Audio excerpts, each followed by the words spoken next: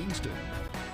Tuesday was the first full day travelers were not required to wear masks. What a local doctor had to say about ending that mandate coming up next. And the city of Amarillo helping to make the community cleaner in celebration of Earth Day coming up. We'll tell you how you can help. Good morning, everyone. Thanks for being here. Lots to cover today. Let's start with the week in travel news this week. Masks no longer being required on planes after a federal judge struck down the CDC's travel mask mandate last week. Masks are optional now on public transit, including planes, trains, and buses. Politics Today's Jack Kessler has more from a doctor about what this means as we enter into the summer months. It's been a while since we've been able to live without the masks, but I think it's important that you kind of have your freedom. Obviously, stay safe. COVID's still a big deal. It's still affecting families out there, but I think it's time we kind of could live without the masks and see how it takes us, see what the numbers do. When it comes to that federal mask mandate, Trump-appointed U.S. District Judge Catherine Kimball Mizell said the CDC overstepped its authority in issuing the original health order. Dr. Rodney Young with Texas Tech University Health Sciences Center says certain measures have helped keep COVID-19 under control and help reestablish some sense of normalcy sooner. It's been a source of frustration for people with CDC, with changes in advice and redirection and things during the pandemic, but that's really a signal that they're paying attention to the data. They're monitoring the situation closely. Dr. Young says there isn't enough data to know enough for sure if removing the mask mandate was a good move. Time will tell us that. It may be that a few months from now, we'll all be breathing a sigh of relief and saying, I told you so, that it turned out that we didn't need that mask mandate at this point in the pandemic. Dr. Young says there are studies that show what might happen during the pandemic had certain measures not been taken. Number of deaths that have been averted in the U.S. alone is greater than 2 million by the things that we've done. So we still haven't quite hit the 1 million deaths mark, but we know that we've had something like a 2/3 reduction in what would have otherwise happened. Southwest Airlines told us in a statement that, quote, masks are no longer required on board Southwest Airlines or in most airports, but certain cities, states, and countries may still require masks. We encourage individuals to make the best decision to support their personal well-being and to check local airport mask policies when traveling. The CDC still continues to recommend that people wear masks indoor public transportation settings at this time. Representative Ronnie Jackson saying in a statement on Twitter last week regarding the appeal of the mandate, quote, thank you to District Judge Mizell, who was nominated by President Trump for rescinding the arbitrary anti-science mask mandate on planes. COVID mandates everywhere need to be done. The DOJ and the CDC disagreeing on Monday's decision by that federal judge to remove the mask mandates. The Justice Department did file an appeal after the CDC's recommendation to keep the mask requirement in place. The appeal does not block the judge's decision to lift the mask mandate, so passengers will be allowed to travel without a mask while the cases are litigated. We'll keep you apprised as that case travels through our legal system. Texas Governor Greg Abbott joining Texas Tech officials and donors on Friday for a ribbon cutting to celebrate the Texas Tech University School of Veterinary Medicine. The School of Veterinary Medicine began construction in 2020. It is now the first new vet program established in the state in more than a century. Both Mayor Ginger Nelson and Governor Abbott spoke at the event. International cheese businesses like Costco, recently located here in Amarillo, as well as Primo Foods, located in Lubbock. They are located in those regions to be near the thousands of dairy cattle that produce the milk that makes their cheese. In short, it is past time for Texas to add a second veterinary school in our great state. Students began taking classes at that vet school last August. Canyon ISD School Board had the first reading of a motion approving the TEA's guidance on books last week. The TEA's letter gives guidance on what materials should be allowed in school libraries. The guidance could be implemented by the beginning of next school year. The new policy states that we receive as draft from TEA. It gives us the flexibility to go in and look at books that have content, harmful content that we need to look at and consider not having available for students. The motion still needs a second reading before it can be approved and implemented by the school board. Given the green light, the guidance would only apply to books available in libraries, not books that are part of schools' curriculums. Amarillo ISD hosting a ribbon cutting and open house for the Amtech Career Academy this week as well, opening the school to the public for the first time. Teachers and students in every Amtech program showed attendees what goes on in class every day. Amarillo ISD Superintendent Doug Loomis says the academy will change the landscape of the Panhandle's workforce, and there's plenty of demand for skilled workers. Amtech says several students have already received employment offers for jobs waiting for them after they graduate. Well, Friday was Earth Day, and the city of Amarillo is celebrating its neighborhood cleanup week with several locations to drop off trash. Politics Today's Kaylee Green has details from the city as they work to help those cleanup efforts. Through the weekend, the city of Amarillo has roll-off containers available for people to drop off trash and large waste items. We're putting 24 of those in different locations throughout the community so that citizens will have a place to put those items, whether they're a part of an organization that's having a cleanup in a neighborhood or just with their families, cleaning up around their house or their alley or a certain park or something, a place that they can go and put those without having to drive all the way to a dumpster or to the landfill or something like that. The city's Director of Public Works, Donnie Hooper, says anything that would be a candidate for front yard collection can be taken to those roll-off waste containers. Whether it be large items or small items, those roll-offs will handle a lot. We'll be checking those daily. Hooper also says the city asks everyone not to dump any dangerous chemicals or items that contain them when cleaning up. This is one opportunity out of 2 a year that we have to come together as a community and get in groups and go make a difference in our community. You know, it makes our community safer when it's cleaner. And of course, when we clean up items in alleys or in different locations, it takes away the opportunity to attract other items to be dumped illegally in those locations. So today is the last day for those roll-offs. To check out where they are, you can go to our website right now. That, of course, myhighplains.com. Ending trade with Russia would cause a major impact on Texas's economy. Coming up, we'll hear from an economist about what could be at stake. I'm Jackie Kingston. You're watching Politics Today from your local election headquarters.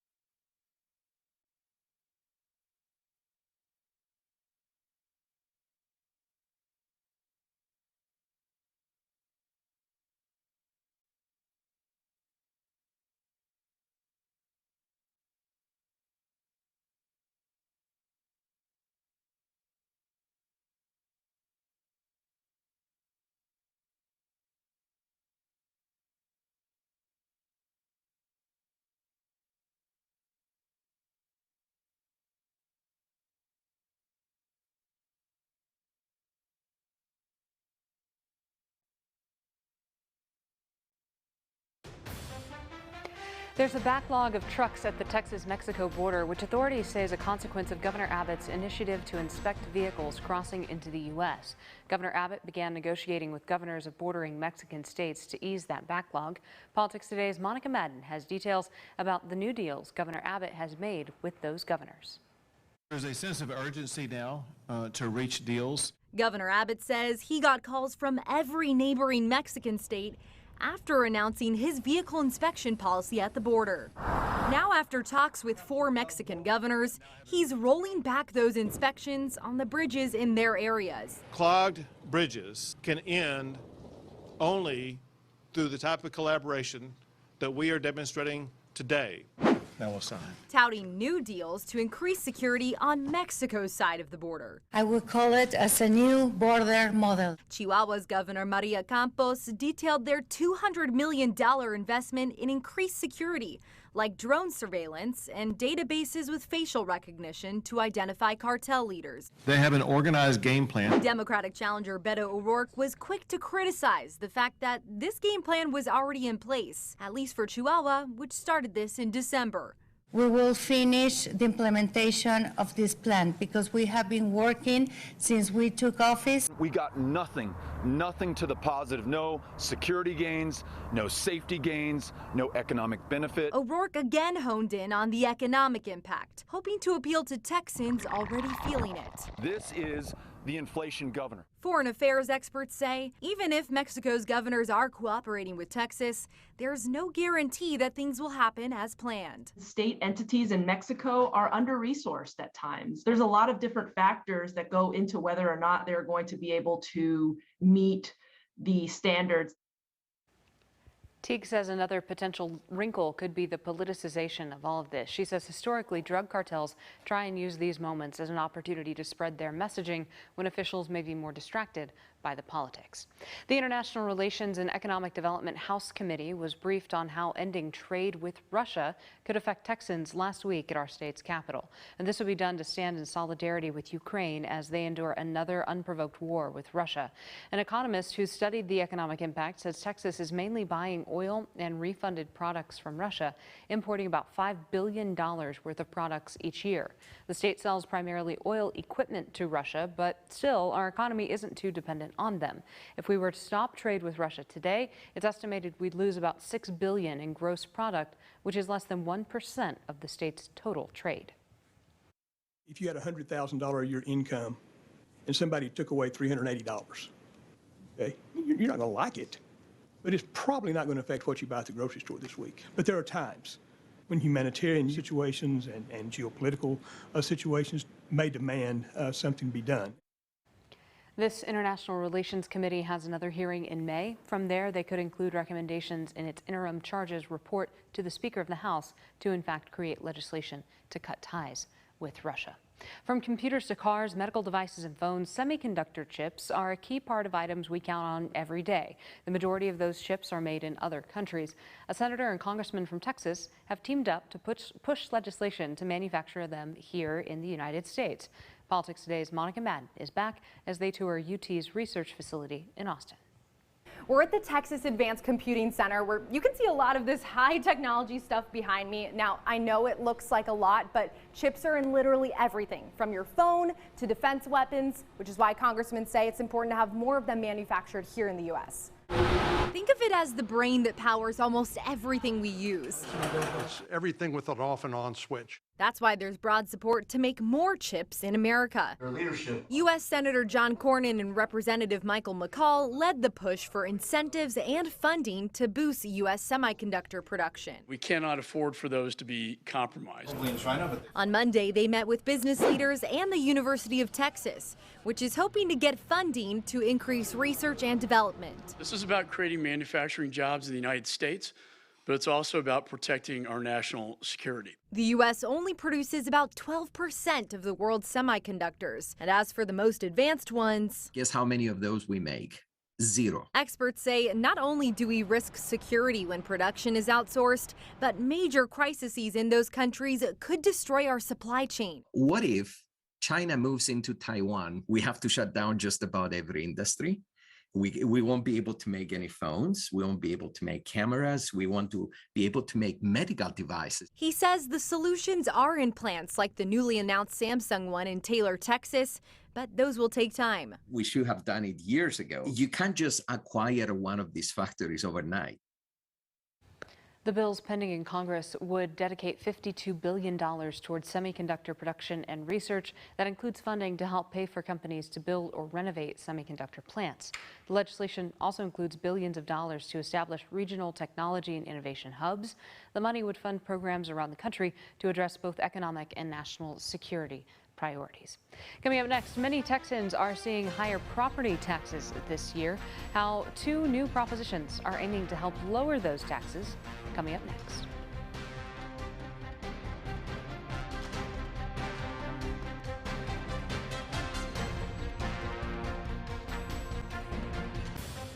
So Texas is home to some of the hottest housing markets in the country. Homeowners across the state receiving their property appraisals, and the increases are surprising many Texans. When home values do go up, so do the tax bills.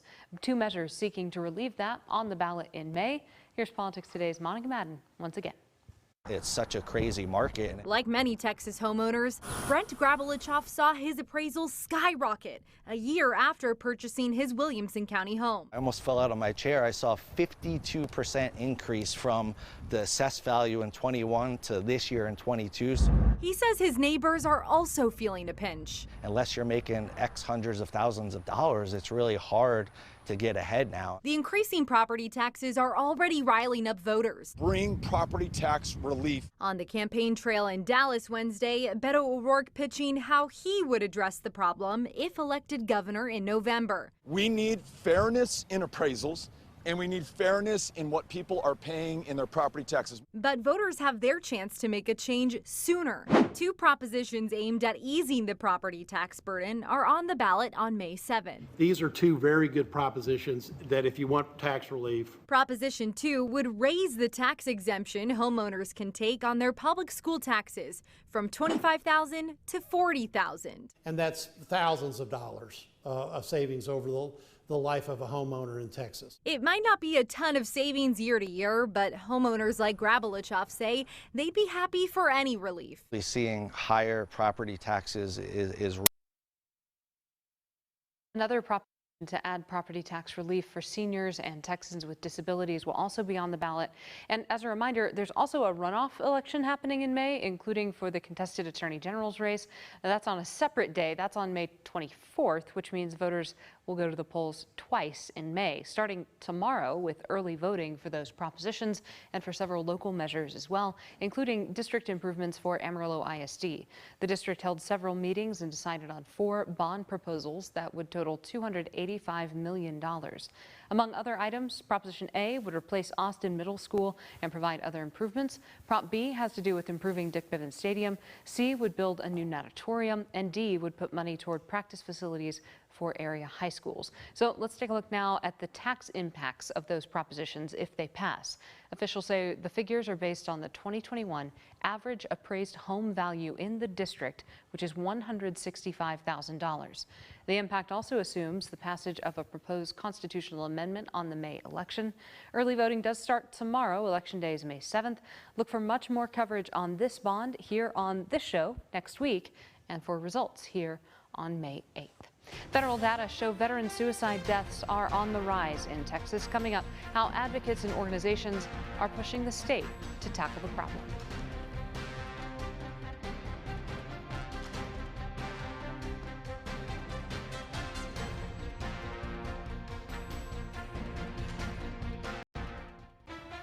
The latest federal data show about 10 veterans a week are committing suicide, and that number, they say, is on the rise. Some veteran advocates and organizations are pushing for state governments to think outside of the box to tackle problems. Politics Today's Jayla Washington takes a look at one possible solution and how effective it could be long term.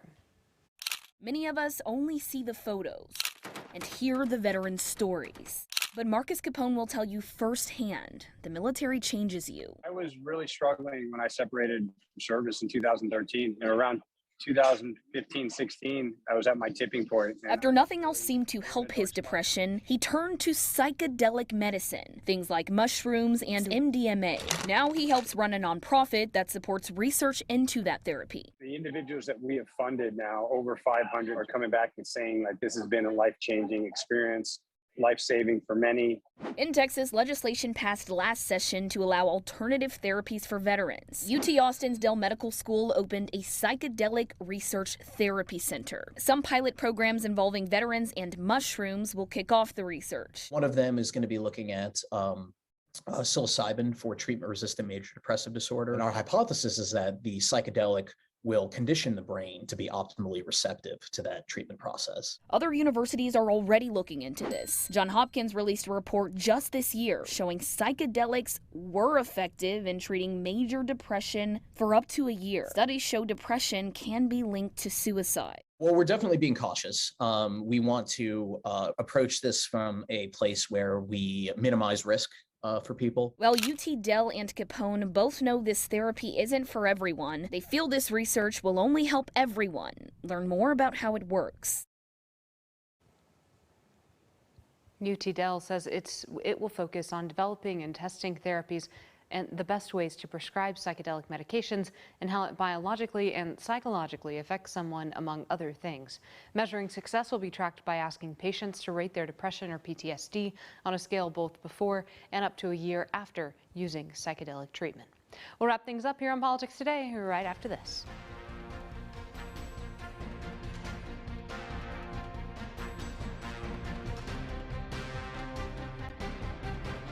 Go this morning, two major anniversaries happening in our area on Tuesday. The first of which was the 51 day standoff of the Waco, the Branch Davidian complex, coming to an end. In 1993, the standoff at that compound near Waco took the lives of about 80 people, many of them children. Authorities believe the group was abusing children and illegally stockpiling weapons, which led to that standoff. That year, a man named Timothy McVeigh went to Waco to witness the standoff. 2 years later, McVeigh would be accused and convicted of the bombing of the Alfred P. Murrah building in Oklahoma City. He drove a rented truck in front of the building and took the lives of 168 people, including some children there as well. Tuesday morning, the state came together to remember the lives lost and the lives that were changed forever. Authorities discovered McVeigh's reason for this tragedy was because of the siege in Waco 2 years before. McVeigh was executed in 2001. Don't forget that you can follow along with us on social media. You can find me on Facebook and on Twitter, Jackie Kingston plus the #1 there. And stay up with all the latest with us on our website, myhighplains.com, throughout the week. Early voting does start tomorrow, so don't forget to go to our website and make sure that you're familiar with all of those ballot measures, all of the propositions that are on the ballot for voters here in the city of Amarillo and around our area as well. Thanks for being here. See you next week.